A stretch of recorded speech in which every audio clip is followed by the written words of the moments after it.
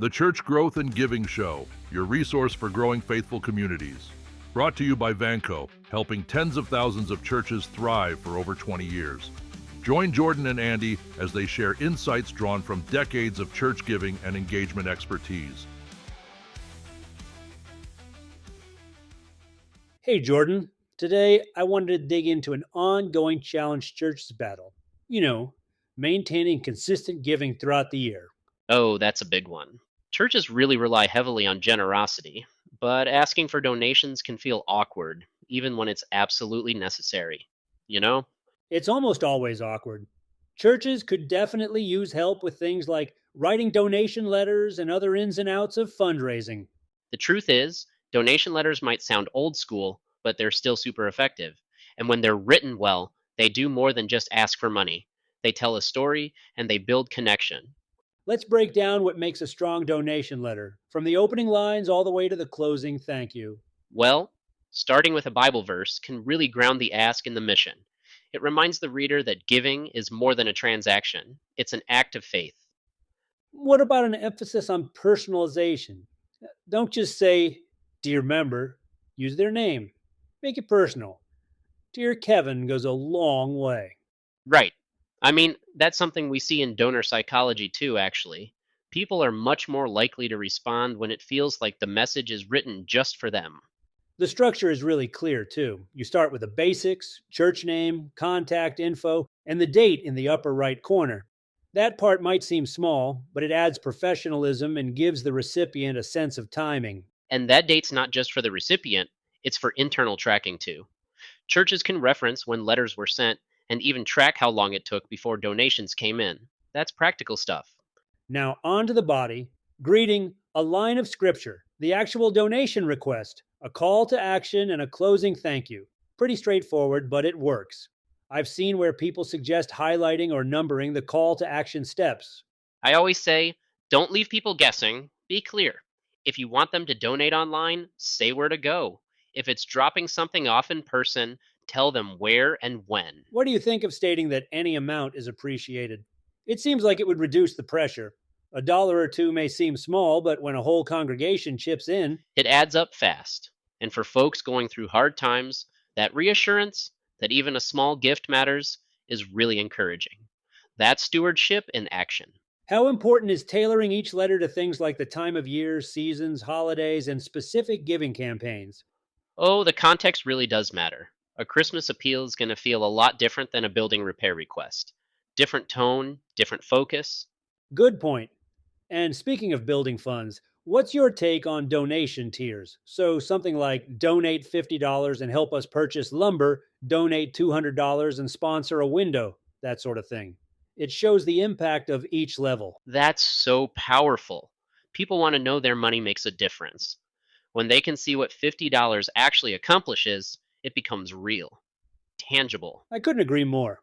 What about including language for non monetary contributions? Volunteering time, donating supplies, things like that? That's smart.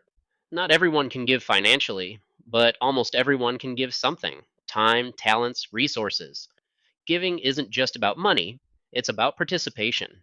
Where does storytelling fit into all of this? Telling a story about how past events have impacted the community. Oh, storytelling is one of the most effective ways to inspire generosity. When you can show that last year's food drive reached 200 families or that volunteers spent 300 hours serving meals, that's huge. A well written letter built on storytelling is like an invitation to step in and help. And the beauty of it is, it taps into both time and financial giving. If someone doesn't have time to volunteer, the letter says, hey, you can still help by donating toward the supplies. You can even mention drop off locations for supplies and includes links for digital donations. So it's really hitting multiple access points online, in person, even Sunday envelopes, right? That's what I call reducing friction. The easier you make it to give, the more likely people are to take action, and those practical steps make all the difference. Christmas is a key time for giving. So, how should churches approach those letters? People are already in that giving mindset around the holidays. And if you wrap the message in a sense of gratitude and joy, that's when generosity flourishes. Exactly.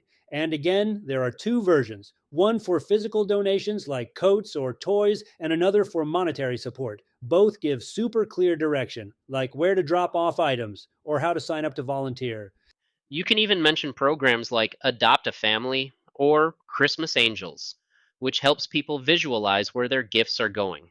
That kind of specificity builds trust. People want to feel their giving is purposeful. So when a letter says donate $50 to help us provide gifts for 3 children, that feels good. You can imagine those smiles. Yes, and one of the things I always tell pastors is this: people don't give to institutions, they give to impact. A key aspect of a well written donation letter is humility, using phrases like, "We understand these are tough economic times." That acknowledgement shows empathy, right? Absolutely. It shows that the church sees its members not as ATMs, but as partners. And that phrase, any amount is appreciated, that's gold. It lowers the pressure, especially for folks who might be on the fence. Switching gears, missions donation letters can be another big one to focus on. Definitely, because some people are called to go and serve, but others can play a part by supporting them. So, what mistakes do churches tend to make in these letters? One of the biggest mistakes I see is vague asks. But when you're specific, your gift will fund a medical kit, a water pump, or classroom supplies. People connect. They imagine the outcomes. For any type of donation letter, a thank you message for people who give seems like a must. That follow up piece, it's so important. Gratitude is everything. A thank you note completes the giving cycle. It's the difference between a transaction and a relationship.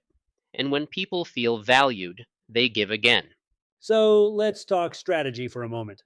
Things like the timing of your donation requests. December alone accounts for nearly 30% of nonprofit donations, with a whopping 10% in just the last 3 days of the year. End of year giving is a sweet spot. People are reflecting on their blessings, they're thinking about tax deductions, and they're in that space of wanting to make an impact. If you're not tapping into that window, you're leaving a lot on the table. And it's not just year end. Giving Tuesday, right after Thanksgiving, is a time where churches that jump on that wave can bring in thousands. I saw that U.S. nonprofits raised over $3 billion last year alone on that one day. It's like the Super Bowl of generosity, but to show up, you've got to plan ahead. That means your letters, emails, and social posts need to be crafted before the turkey's even carved. Exactly. What about using AI prompts for crafting letters on the fly? You just plug in a few variables, like event name, donation need, and scripture, and it drafts the whole thing for you. That's a game changer. Pastors and staff are juggling sermons, meetings, counseling, and they don't usually have 2 hours free to sit down and write a letter. All good points. And it's not about being lazy, it's about working smarter. If you can use AI to generate a well structured, spirit filled letter in seconds, why not? That's the heart of it. These tools, whether templates, prompts, or software, are just extensions of your ministry.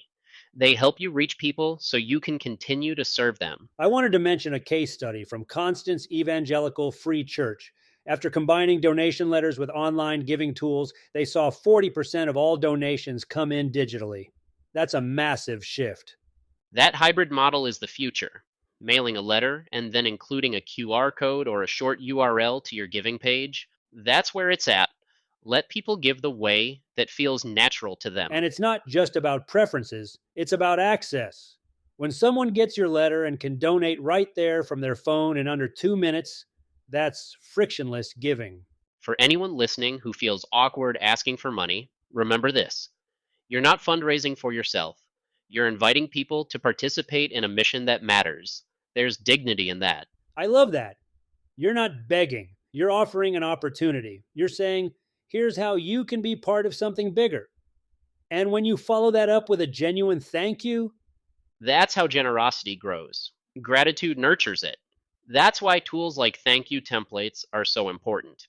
Many include a full year end summary of giving, which helps with taxes and reminds folks of the good their donations did. so whether it's starting a new building, running a missions trip, or just keeping the lights on, templates can give you the tools you need, and when used with sincerity and clarity, they can really strengthen your church's financial foundation.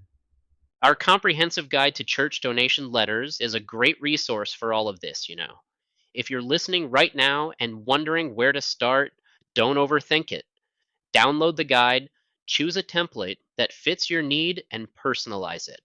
The words don't have to be perfect, they just need to be real. Speak from the heart, be specific, and always follow up with gratitude. That's the recipe. Well, that brings us to a close. Our challenge to you: take the insights we've shared, combine them with those tools in our free guide, and spark a wave of generosity in your faith community. Also, be sure to like and subscribe to our channel for the latest updates.